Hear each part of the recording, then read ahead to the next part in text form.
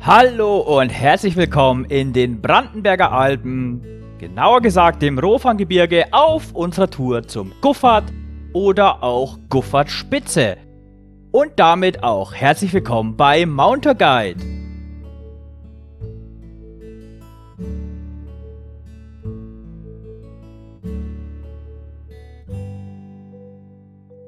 Die Guffertspitze stand schon lange auf unserer To-Do-Liste.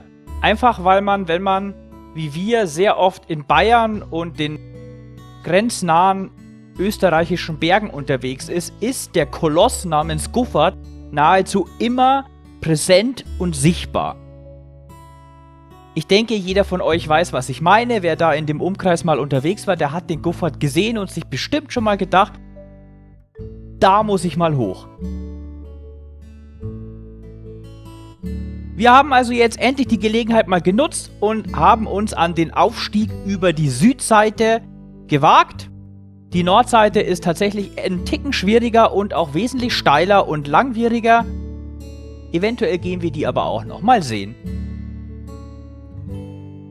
Wie ihr sehen könnt, wir sind tatsächlich mit unseren beiden Hunden da hoch. Wir haben im Vornherein viel nachgeforscht und recherchiert, ob das denn möglich ist. Eine wirkliche Antwort haben wir jetzt kaum gefunden. Einige sagen nur mit sehr gut trainierten Hund und Hundeführer. Wieder andere sagen lieber gar nicht. Denn der Aufstieg ist an sich mittel.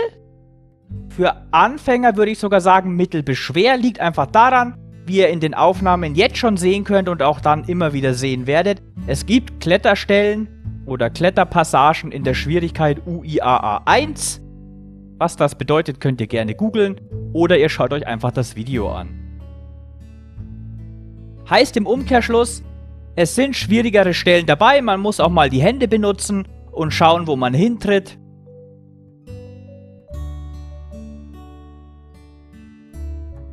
Und mit Hund ist es dann halt auch eine Überlegung wert, ob man das überhaupt gehen kann oder nicht, deswegen mussten wir halt vorher einfach nachschauen. Wir haben uns dann anhand von Bildern etc. einfach dazu entschieden, diese Tour zu machen mit Hund. Wir wollten es einfach mal versuchen. Notfalls hätten wir die Hunde vom Gipfel unten warten lassen und wären ohne Hunde kurz zum Gipfel hoch. Kurzer Spoiler-Alarm. Ja, wir sind mit Hunde bis zum Gipfelkreuz. Also es ist möglich. Aber, und ihr werdet es auch kurz sehen, man muss schon bei der Sache bleiben, mit Konzentration, Geduld und Ausdauer, nur so kommt man da hoch. Bis hierhin ist es an sich eigentlich noch ein normaler Weg. Hin und wieder waren ein paar Schrofenstellen dabei. Jetzt wird es gleich ein bisschen interessanter. Und ich möchte nochmal darauf hinweisen, nicht nur Hunde, auch kleine Kinder oder Kinder sollten hier durchaus aufpassen.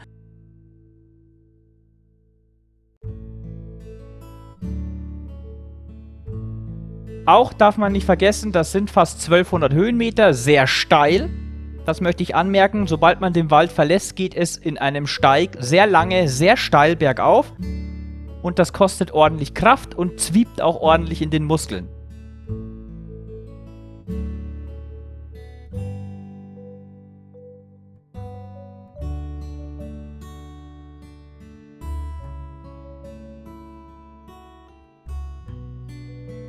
Wie man hier schon angedeutet sehen kann, die Zusammenarbeit mit dem Hund sollte schon funktionieren.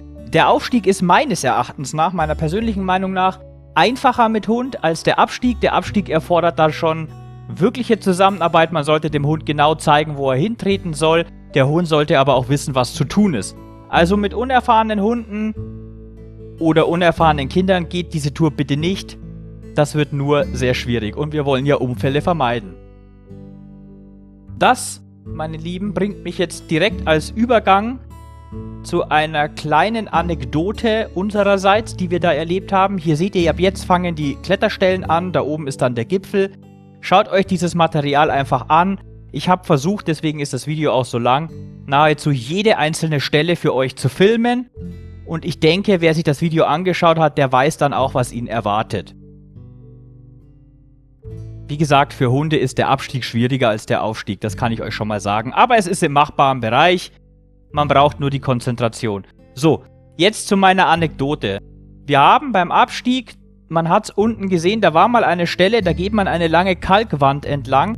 Und an dieser Stelle ist beim Abstieg genau hinter uns ein Familienvater, der eine Seilroute legen wollte für seine Familie bzw. seine Kinder, ist dort abgestürzt, knappe 20 Meter die Wand runtergefallen, weil die Seillänge zu kurz war und ein Knoten gefehlt hat. Sprich, das Ding ist einfach durch die Sicherung gerutscht und der Mann ist im freien Fall gegen den Felsen und auf dem Weg aufgeprallt. In dem Moment, das erste, was passiert ist, Rucksack weg, Hunde an meine Bergpartnerin übergeben, zack hin, erste Hilfe geleistet. Gott sei Dank waren noch 2 andere Bergsteiger dabei, die gerade beim Abstieg waren.